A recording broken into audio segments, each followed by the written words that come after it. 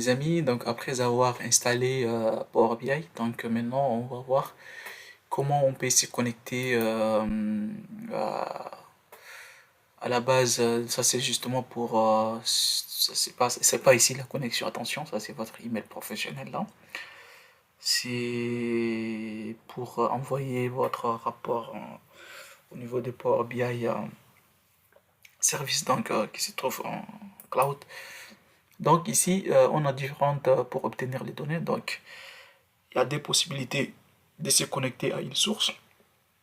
Et les sources, c'est des sources diverses et variées. Donc soit Excel, c'est une source de données. Importer des données à partir des SQL Server, voilà. Collecter, coller les données dans une table vide. Et c'est un exemple de jeu de données.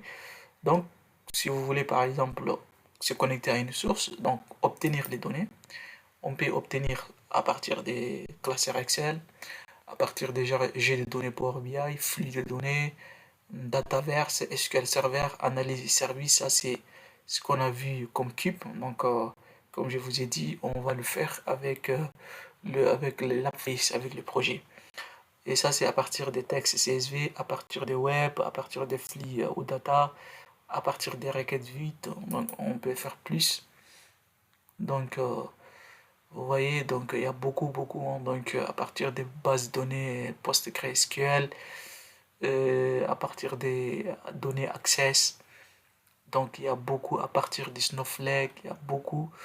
Et j'avais fait déjà une vidéo pour comment on peut se connecter du Snowflake vers Power BI, donc tout ça, ça y est sur ma chaîne YouTube, donc vous pouvez la visualiser, ainsi de suite, ainsi de suite. Mais ce qui nous intéresse ici, c'est justement à partir des bases de données SQL Server. Donc, j'ai fait ça, j'ai fait se connecter, d'accord, et on attend, ils vont nous demander les serveurs et la base de données.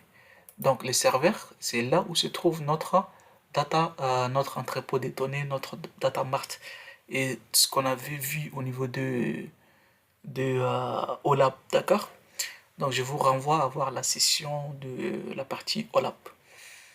Donc la partie la BI par la pratique et entre parenthèses voilà.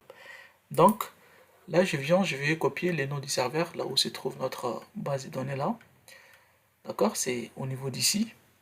Donc je fais propriété là ou encore faites juste connecter là et chercher le nom de votre serveur et c'est ça carrément. Ouais, je pense que c'est ça. Et là je le copie, d'accord? Non, c'est un, c'est pas deux, c'est... Ok, là je suis au niveau des database engine et là je trouve ça et je copie, juste copier, cancel, j'ai pas besoin. Voilà, donc je viens au niveau du Power BI, je colle le nom du serveur là. Il y a deux possibilités, soit vous pouvez, on verra, d'accord, attendez. Donc là il n'a pas détecté, d'accord. Normalement, il doit détecter ça. Donc, comme il n'a pas détecté, attendez, je vais mettre par exemple localhost. Donc, localhost. Est-ce qu'il va le détecter? Importer. Donc, le nom de notre. Le nom de la base de données. Donc, je vais entrer le nom de la base de données. C'est Adventure Work. Donc, je fais propriété là. Comme ça.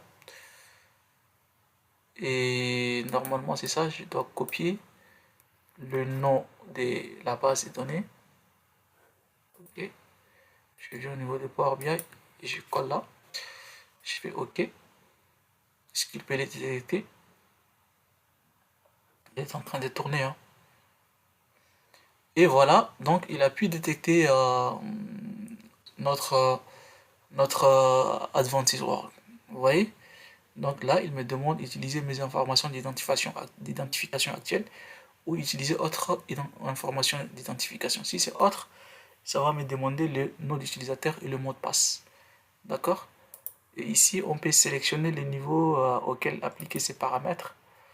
Donc, je dois faire un retour Et je dois essayer avec l'autre nom de serveur que je vous ai montré. Ça, c'est localhost, c'est normal.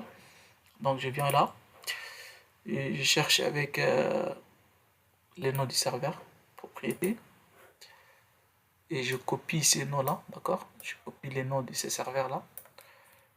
Copier. OK. Donc, je viens au niveau de Power BI et je les colle là. Je vais voir. Et voilà. Donc, l'idée, c'est possible avec l'idée soit localhost ou soit justement avec les noms du serveur là. Donc, c'est connecté.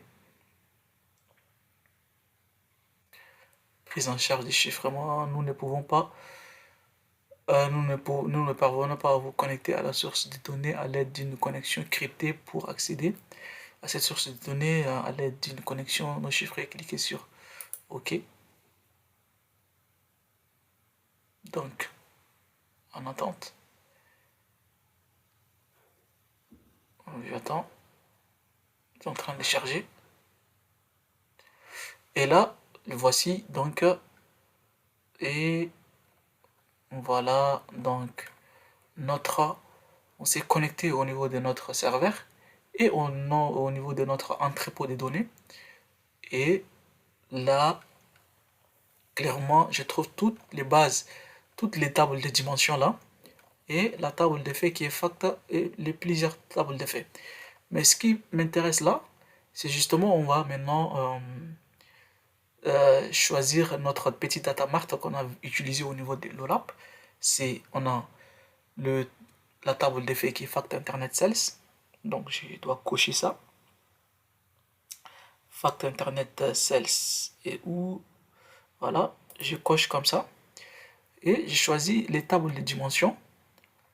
Donc table de dimensions, c'est on a dim date, on a dim customer, on a dim product et on a dim sales territory. Il est où? Dim sales territory. D'accord?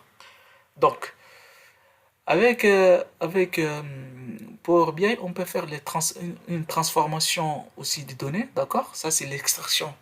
Comme vous le voyez, ça, c'est l'extraction que je suis en train de faire. Maintenant, une fois que j'ai extrait les données, qu'est-ce qu'il faut faire? Il faut transformer les données.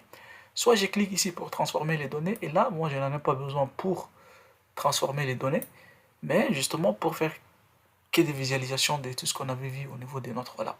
Donc pour cela, je vous invite simplement à charger les données. D'accord?